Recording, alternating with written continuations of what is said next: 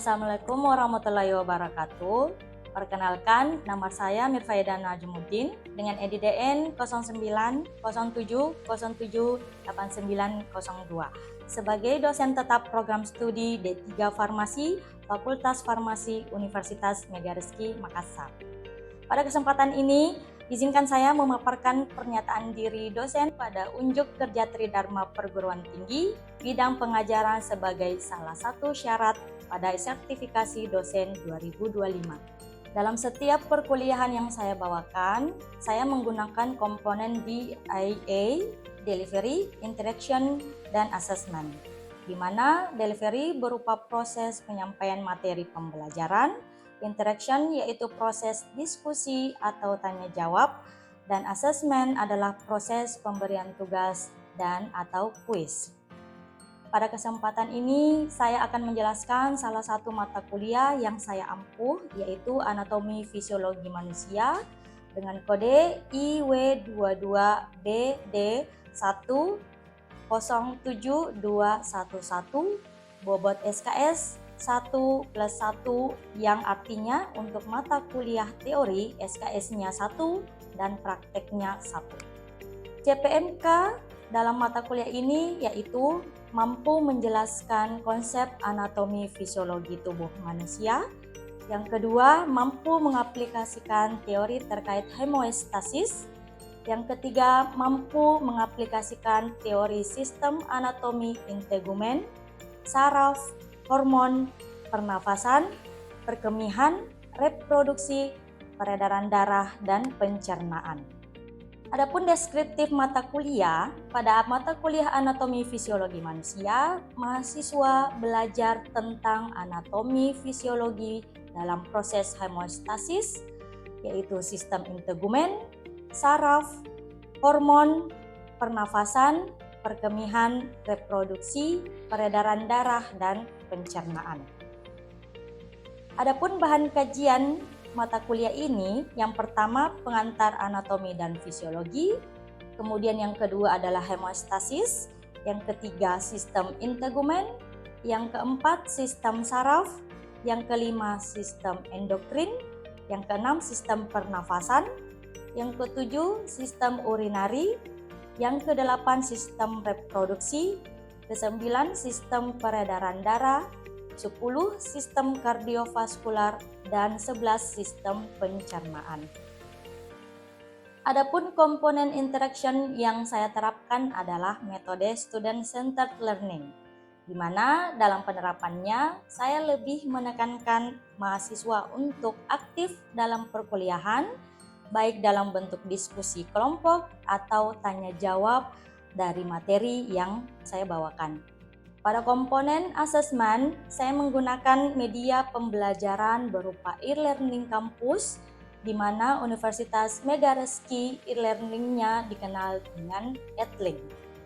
Edlink ini digunakan sebagai salah satu layanan yang diperuntukkan bagi dosen, mahasiswa, dan tenaga pendidik untuk mendukung kegiatan belajar mengajar, baik secara daring maupun luring. Layanan ini saya gunakan juga dalam menginput absensi, materi perkuliahan, tugas, serta kuis. Dalam menentukan nilai evaluasi akhir, saya menggunakan pembobotan yaitu kehadiran 80%, tugas dan kuis 30%, ujian tengah semester 30%, dan ujian akhir semester 40%. Adapun bahan ajar dalam pembelajaran ini dari buku-buku terkini ditunjang jurnal-jurnal terkini. Berikut saya akan menampilkan video pembelajaran mata kuliah anatomi fisiologi manusia. Terima kasih. Oke, bismillahirrahmanirrahim. Assalamualaikum warahmatullahi wabarakatuh dan selamat pagi semuanya. Waalaikumsalam warahmatullahi wabarakatuh. Oke. Bagaimana kabarnya hari ini? Sehat-sehat semua? Alhamdulillah. Oke, untuk kita memulai pelajaran mungkin sebaiknya kita berdoa dulu sesuai dengan keyakinan kita masing-masing. Doa dimulai.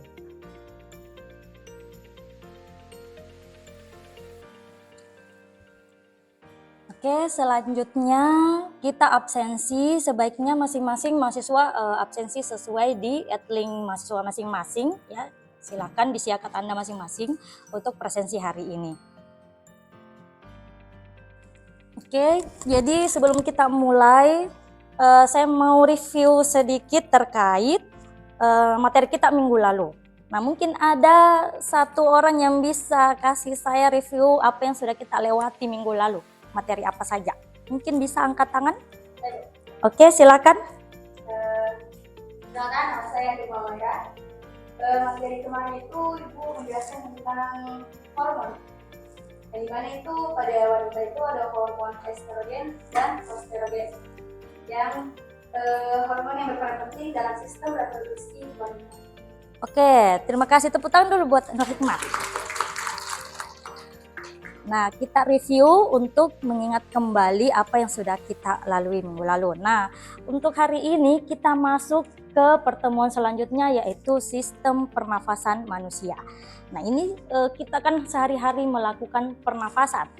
Nah, apa capaian kita hari ini atau capaian kita semua, yaitu mampu menjelaskan anatomi fisiologi sistem pernafasan manusia. Ya. Nah, di mana materi nanti yang dijelaskan mulai dari fungsi sistem pernafasan, anatomi sistem pernafasan, kemudian fisiologi sistem pernafasan, dan jenis-jenis pernafasan. Nah, langsung saja, teman-teman pasti tahu mengapa bernafas diperlukan. Nah, mungkin kita tahunya bahwa untuk kehidupan, ternyata secara teori, manusia memanfaatkan oksigen yang kita hirup dari alam itu masuk ke sel kita sebagai energi, digunakan untuk energi. Sehingga kita harus tahu bahwa sistem pernafasan atau respirasi adalah sistem organ kita digunakan untuk pertukaran gas. Di mana umumnya saluran yang digunakan membawa udara yang kita hirup masuk ke dalam paru-paru sehingga terbentuklah pertukaran gas. Kita hirup oksigen dan mengeluarkan CO2. Nah, apa fungsi pernafasan? Pertama, untuk pertukaran gas antara atmosfer dan darah. Jadi, oksigen maupun CO2 itu melewati darah.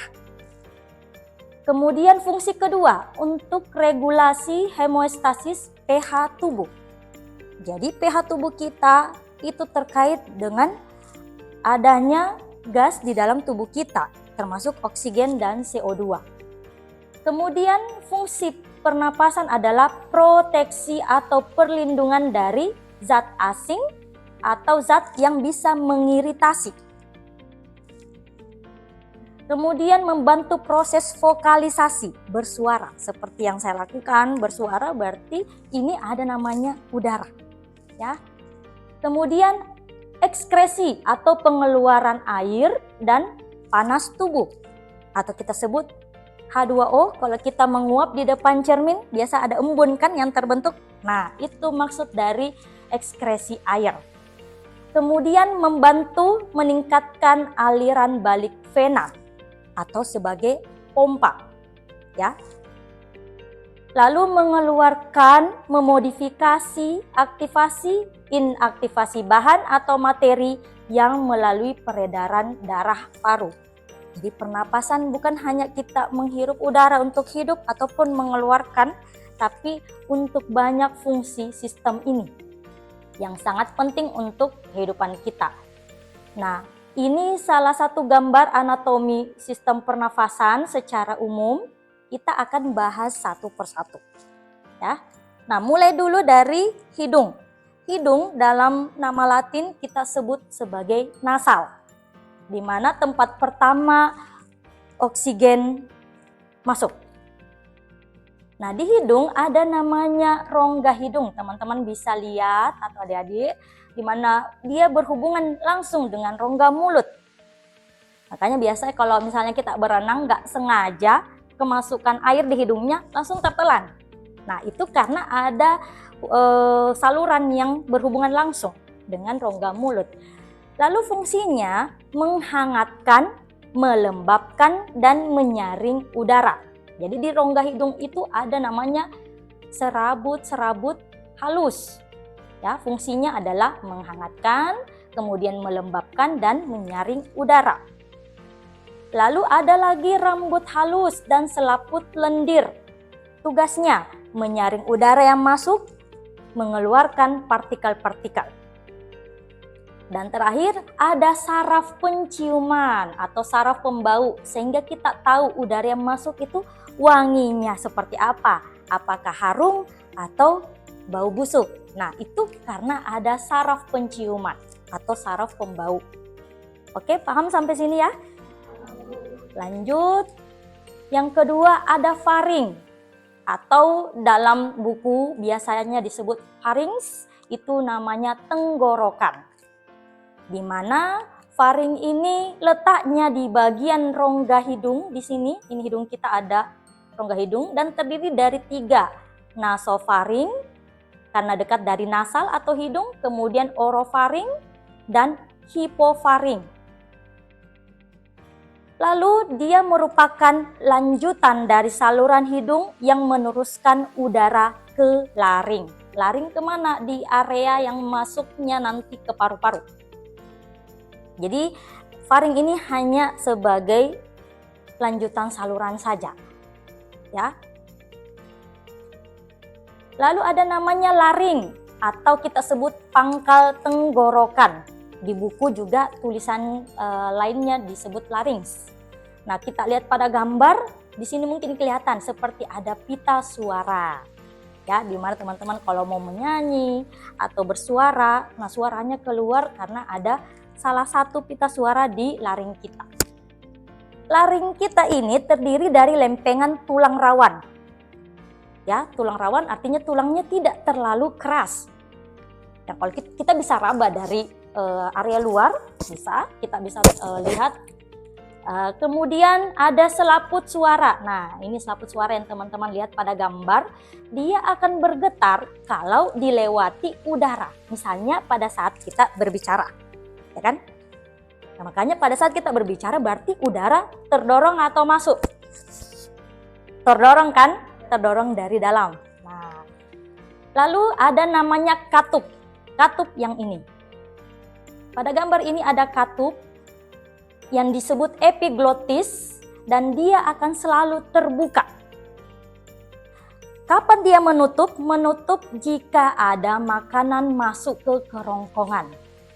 Makanya ada pepatah kalau kita makan jangan bersuara. Kenapa? Karena epiglottis kita akan selalu terbuka.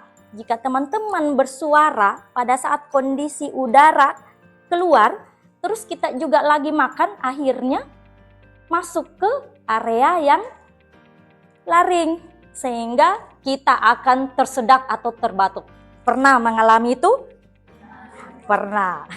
Nah, artinya kalau kita makan, ya usahakan jangan terlalu banyak bicara.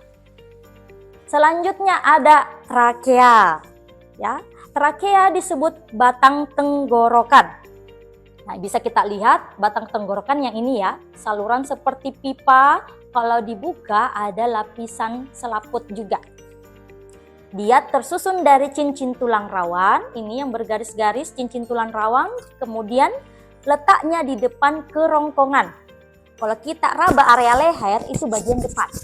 Makanya pada saat kita berbicara kayak ada getaran suara. Nah, itu kan tadi dari pita suara. Nah, kita bisa rasakan getarannya.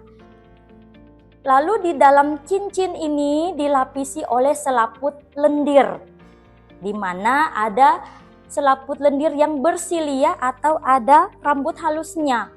Tugasnya menahan debu atau kotoran dalam udara agar tidak masuk ke paru-paru.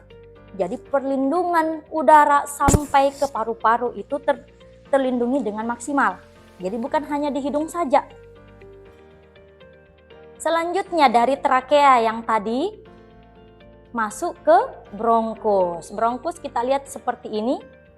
Nah, bronkus ini sudah masuk ke area paru-paru. Atau di buku lain kita sebut ada namanya bronkus primer. di mana dia adalah bagian yang menghubungkan trakea dengan paru-paru. Ini trakea dan ini paru-paru, ya. Kemudian terdapat di paru-paru kanan dan kiri. Paru-paru kita kan ada sebelah kanan dan kiri. Yang kelihatan, yang saya perlihatkan ini paru-paru sebelah kiri kita, ya. Kalau kita balik dari sini, berarti ini paru-paru sebelah kiri, ya kan? Nah, sebelah kiri. Lalu di sini juga sama, terdiri dari lempengan tulang rawan, ya, tulang rawan. Lalu setelah bronkus, selanjutnya ada namanya dindingnya tersusun dari otot halus, ya. Otot halus tugasnya untuk udara mampu disalurkan sampai ke paru-paru, ya. Lalu dari bronkus ini ada cabangnya lagi. Disinilah disebut secondary bronkus atau cabang bronkus disebut bronchiolus. Bronchiolus ini dia tidak sama lagi, tidak punya lagi tulang rawan. Dia tipis dan tidak seperti bronkus. Makanya dia lebih kecil lagi. Ya. Nah, sampai di sini ada yang mau bertanya dulu sebelum saya lanjut lagi. Oke, silakan. Baik, terima kasih atas kesempatan yang telah diberikan kepada saya. Di sini saya akan bertanya, pada saat suhu tubuh, saat kita bernapas, apakah udara dingin itu bisa masuk sampai ke paru-paru atau tidak? Oke, terima kasih pertanyaannya. Saya langsung jawab, silakan duduk. Jadi kan biasanya kita berada di daerah yang dingin. Kemudian kenapa udara dingin itu pada saat kita masuk ke hidung itu hanya menyengatnya sampai di hidung saja. Nah, apakah udara dingin itu tetap masuk ke paru-paru? Nah, itulah tadi ada perlindungan mulai dari hidung, yaitu rongga hidung sampai ke bagian trakea tadi. Ya kan? Ada selaput. Nah, di rongga hidung juga ada selaput yang tugasnya melembabkan dan juga menghangatkan. Ada saraf di situ sehingga suhu dingin itu hanya sampai di pucuk hidung saja. Makanya kalau dingin sekali biasa kita raba hidung itu dingin. Tapi pada saat kita bernafas kayak biasa saja udaranya. Nah, mungkin seperti itu. Artinya udaranya sudah dihangatkan mulai dari rongga hidung sampai nanti masuknya ke paru-paru. Oke, bagaimana? Yang lain juga mengerti? Oke, kita lanjut ya. Yang ke-6 ada namanya paru-paru atau istilah latinnya kita sebut pulmo. Paru-paru kita tahu terdiri dari paru-paru kanan dan kiri. Kanan dan kiri tadi sudah dijelaskan salah satunya. Lokasinya ada di rongga dada. Ya, ini namanya rongga dada. Kemudian dia letaknya di atas diafragma. Ini diafragma. Ya. Makanya kalau kita bernapas, nah itu diafragma kayak terangkat. Ya. Bentuknya seperti kubah. Nah, ini kalau kita seperti ini kayak kubah. Lalu dia dikelilingi oleh membran. Jadi ini ada membrannya, yaitu kantong pleura, di mana di sini di dalamnya ada namanya alveoli. Ya. Alveoli itu dikelilingi oleh banyak kapiler tempat pertukaran udara. Nah, alveoli ini yang kita bahas selanjutnya. Alveoli atau dalam teori atau buku lain itu biasanya disebut alveolus. Bentuknya seperti ini. Kita bisa lihat pada gambar, ya. Bentuknya kayak kantong-kantong bundaran. Nah, bulatan-bulatan ini tidak punya lubang. Sehingga kita tahu bahwa oksigen atau udara itu berpindah melalui apa? Melalui rongga-rongga yang ada di sini. Jadi dia tidak ada tidak ada pintu, tidak ada jendelanya ini alveolus, ya. Mereka akan berdifusi, menyeberang secara langsung. Karena dia terakhir perjalanan udara di alveoli, disinilah terbentuk atau terjadi pertukaran oksigen dan karbon dioksida. Oksigen yang masuk, karbon dioksida yang keluar. Artinya karbon dioksida yang dari pembuluh darah dia keluar menuju ke alveolus, sedangkan udara oksigen dari alveolus menuju ke pembuluh darah. Nah, jadi dia bertukar secara difusi di kapiler udara. Alveoli manusia itu terdiri dari 300 juta di kedua paru-paru kita yang diameternya 0,2 mm. Jadi kantong sekecil ini mampu menukar 300 udara dalam sehari, ya, dalam per menit. Nah, makanya luar biasa ya, Tuhan menciptakan organ kita. Nah, kita ke aktivitas pernafasan. Bernafas artinya ada perpindahan oksigen, yaitu O2, dari udara menuju ke sel-sel tubuh kita dan keluarnya karbon dioksida. Tahu ya, karbon dioksida itu hasil pembakaran sel tubuh kita yang namanya hasil artinya harus dibuang karena sudah tidak dipakai lagi. Makanya dia dikatakan dikeluarkan dari sel ke udara bebas. Jadi bertukar mereka. Ya. Lalu ada aktivitas pernafasan eksternal atau di luar. Di luar dalam artian bukan di luar tubuh kita, tapi di luar sel kita. Udara sudah masuk ke dalam pembuluh darah, tapi kan belum masuk ke dalam sel kita. Nah, inilah yang disebut eksternal, terjadi difusi oksigen dan CO2 dari membran kapiler alveolus. Nah, jadi eksternal itu dari kapiler alveolus dia bertukar, itu masih di luar ceritanya, dia belum masuk ke dalam sel. Makanya disebut pernafasan eksternal. Sebaliknya kalau internal terjadi proses transfer. Nah, O2 masuk dan CO2 keluar antara kapiler dengan sel tubuh. Artinya oksigen sudah masuk ke dalam darah, mau masuk ke dalam sel. Nah, itu artinya sudah internal. Ya, jadi eksternal itu antara alveolus dengan darah, internal antara darah dengan sel tubuh. Ya. Ada dua tempat pertukaran gas. Di sini dinamakan paru-paru yang kita sebut tadi eksternal. Nah, kita jelaskan detail ya. Nah, tadi ini ada alveoli, di sini ada pembuluh darahnya, pembuluh darah arteri dan vena. Ini kapiler ya yang ungu. Di sini kalau diperbesar ternyata oksigen bertukar secara difusi dan CO2 keluar. Makanya ada tanda panah, teman-teman bisa lihat. Oksigen memiliki tekanan yang tinggi di dalam paru-paru karena kan kita menghirup. Artinya oksigennya banyak dong di paru-paru. Sehingga dikatakan tekanan tinggi di dalam paru-paru akhirnya dia harus mengalir ke dalam darah. Jadi dia akan masuk ke dalam darah karena tekanan di sini tinggi. Jadi mendorong oksigen masuk ke dalam kapiler. Dan CO2 karena dia tinggi di dalam darah karena hasil metabolisme harus dikeluarkan, maka dikatakan dia tekanannya CO2 lebih tinggi di dalam darah sehingga dia nanti akan mengalir keluar.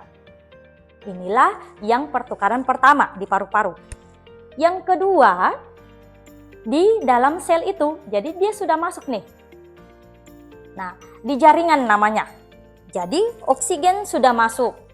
Artinya kalau sudah masuk masih di pembuluh darah dia harus ke sel. Karena ingat tadi pernapasan adalah untuk energi. Artinya oksigen harus masuk ke dalam sel untuk diubah jadi energi.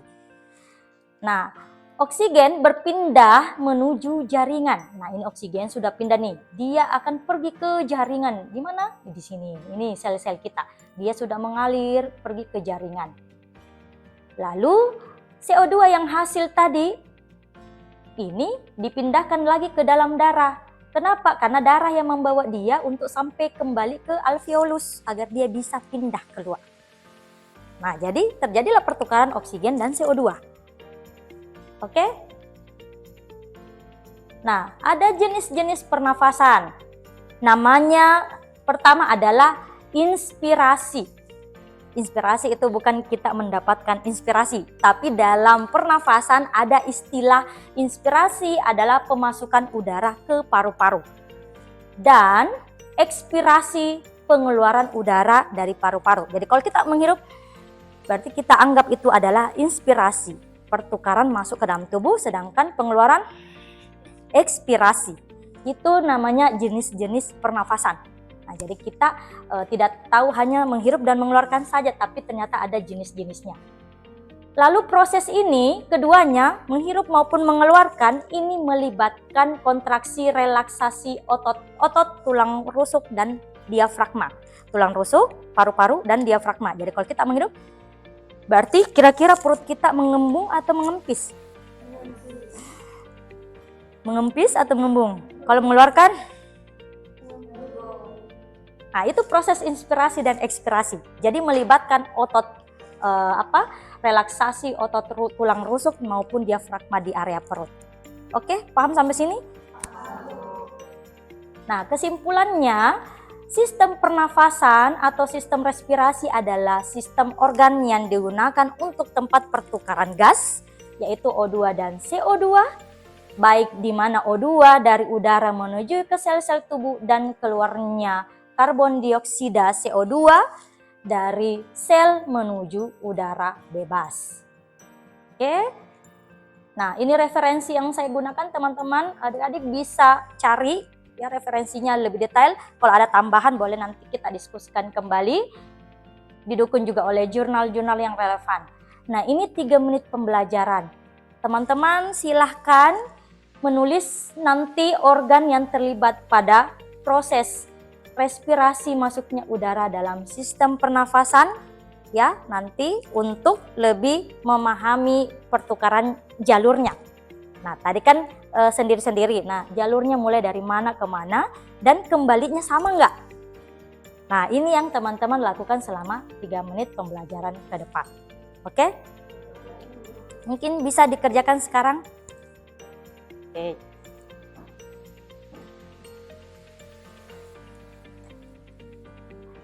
Oke, sudah 3 menit ya. Kalau misalnya ada yang belum paham, nanti kita bisa diskusikan kembali. Makanya kita review kembali di rumah, ulang kembali. Jika ada pertanyaan nanti kita lanjutkan minggu depan. Ya, mungkin itu saja.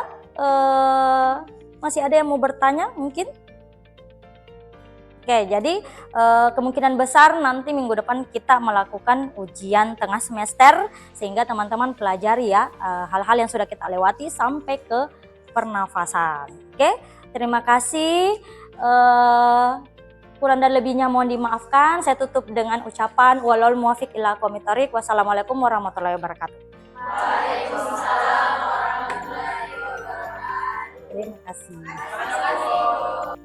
Demikianlah pernyataan diri dosen dalam unjuk kerja Tridharma Perguruan Tinggi PDD UKT-PT khususnya bidang pengajaran untuk memenuhi syarat sertifikasi dosen tahun 2025. Terima kasih. Wassalamualaikum warahmatullahi wabarakatuh.